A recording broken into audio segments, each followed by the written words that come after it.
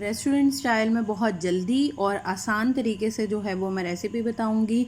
और chicken boneless जो है वो चिकन की कढ़ाई बताऊंगी। मुकम्मल रेसिपी देखिएगा ताकि कोई स्टेप मिस ना हो आपका।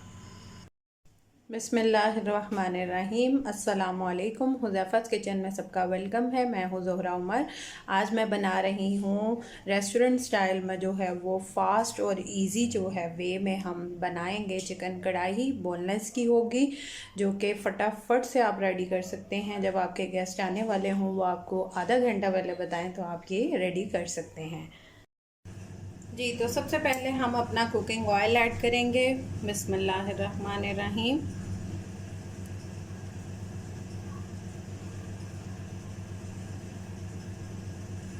वन फोर्थ कप के करीब जो है वो हम इसमें कुकिंग ऑयल ऐड कर देंगे और इसको गर्म होने देंगे।